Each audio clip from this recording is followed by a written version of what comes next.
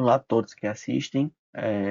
Este que vos fala, sou o Gianildo, sou engenheiro agrônomo formado pela Faculdade de Nova Esperança e trago aqui o trabalho em conjunto com meus colegas e demais sobre as limitações da fertilidade do solo na produção de alimentos em ambientes urbanos e periurbanos. A princípio, o que se trata desse trabalho está relacionado às hortas que são urbanas, que estão construídas aí nas cidades, nas comunidades que a gente vê aí tanto das cidades da metrópole como as cidades interioranas, seja da região urbana propriamente dita, os grandes centros, seja na periferia. Então, essas hortas urbanas que são edificadas em ambientes ociosos, ambientes sem utilização, muitas das vezes elas têm uma função de produção de alimentos. E essa produção ela garante aí o fornecimento de alimentação saudável, a alimentos ricos em nutrientes e também contribuem para a segurança alimentar da população que está atrelada ao cultivo dessas hortas. Só que existe um problema que muitas das vezes as pessoas que estão em torno dessas hortas não observam, que é a baixa fertilidade dos solos. Os solos brasileiros são naturalmente com baixa fertilidade natural.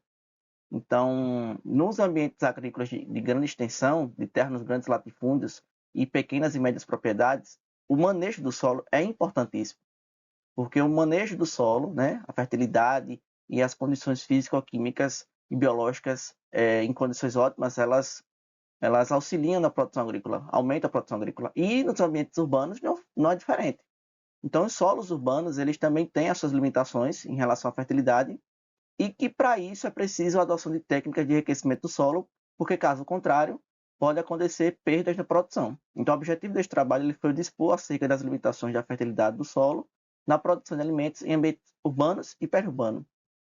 A metodologia foi realizada por meio da revisão bibliográfica avaliada de trabalhos entre no meio de 2019 e 2025 e foi observado os principais fatores limitantes da fertilidade do solo urbano. Além disso, foram observadas também quais são as melhores práticas a serem adotadas para melhorar os solos das hortas. Como resultado, foi observado que na literatura há poucos estudos relacionados a essa temática, e nos poucos estudos relacionados, observou-se que os principais fatores limitantes são a ausência de práticas de manejo cultural e a orientação técnica. Como a gente observa aqui na imagem da figura 2, né, a gente observa que os fatores que estão associados a baixo manejo cultural estão a adubação organomineral, que não é realizada em muitos casos, falta de cobertura morta e rotação de culturas nas áreas das hortas, adubação verde e pousio, bem como a qualidade da água que vai ser ofertada para irrigação e também o fator de drenagem dessas áreas. Além disso, a salinização do solo é outro fator que impacta nessa produção.